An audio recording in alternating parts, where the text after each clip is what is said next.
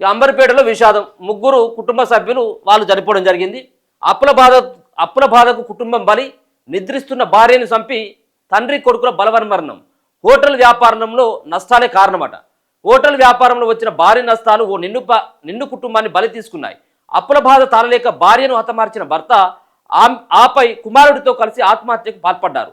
ఈ ఘటన హైదరాబాద్ అంబర్పేటలో నిన్న చోటు చేసుకుంది. సిఐ కరుణాకర్ తెలిపినటువంటి వివరాల ప్రకారం బాపునగర్లోని కాకతీయ లైన్లో నివాసం ఉంటున్న ఖడ్గేకర్ రామరాజు, భార్య మాధవి, కుమారుడు శశాంక్ రాజు, కుమార్తె ఉన్నారు.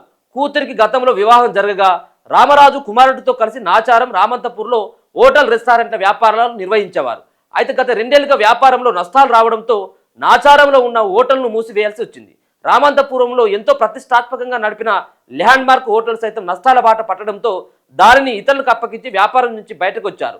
వ్యాపారం కోసం చేసిన అప్పులు సుమారు 1.5 కోటి వరకు చేరడంతో కుటుంబం మొత్తం మానసిక వేదనకు గురైంది. వారు నివసిస్తున్న ఇంట్లో కింది అంతస్తులో ఉంటున్న సోదరుడు రవిరాజు కుటుంబంతో రామరాజు కుటుంబం సరదాగానే గడిపినట్లు కుటుంబ సభ్యులతో తమ ఆందోళనను బయట పడనీయలేదని తెలిసింది. పై అంతస్తుకు వెళ్లిన తర్వాత వీరు తమ అప్పులపై తర్జన భర్జనకు గురై అందరూ కలిసి ఆత్మహత్య చేసుకోవాలని నిర్ణయించుకున్నట్లు పోలీసులు భావిస్తున్నారు. మాధవి మృతిపై అనుమానాలు.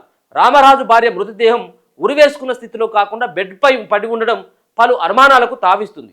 సోమవారం అర్ధరాత్రి వరకు కుటుంబ సభ్యులతో గడిపిన మాధవి తర్వాత తాము ఉంటున్న ఇంట్లోకి పడుకోవడానికి వెళ్ళింది.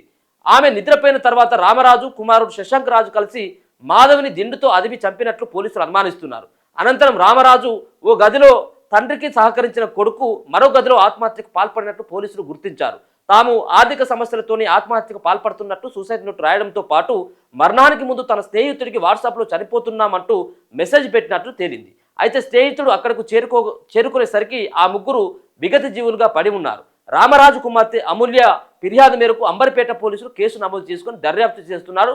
మృతుడు 2009లో అంబర్పేట నియోజకవర్గం నుంచి బీఆర్ఎస్ పార్టీ అభ్యర్థిగా పోటీ చేసి ఓడిపోయిన జగదీష్ సోదరుడు కావడం ఆయనే గమనార్హం అని చెప్పేసి ముగ్గురు కూడా అప్పుల బాధతోటి ముగ్గురు చనిపోయారు. హోటల్లో నష్టాలు రావడం, హోటల్ పెట్టినట్టు నష్టాలు రావడం వల్ల భార్యనేమో కొడుకు అండ్ వాళ్ళ భర్త ఇద్దరు కలిసి చంపిళ్ళు. ఎందుకంటే ఒప్పుకునేటట్లేదు ఆమె కాబట్టి సరే ఏదో ఆడవాళ్ళు కొంత చచ్చిపోతామంటే కొంత ధైర్యం చెప్తారు కదా కొంత, కాబట్టి కొడుకును తండ్రి కలిసి ఆమెను చంపేసిండు. ఎవరిని? మాధవిని, తల్లిని చంపేసి దాని తర్వాత వీళ్ళిద్దరు ఫ్యాన్కు ఉరి వేసుకుని చచ్చిపోయారు. మొత్తం ముగ్గురు చచ్చిపోయారు ఇంట్లో.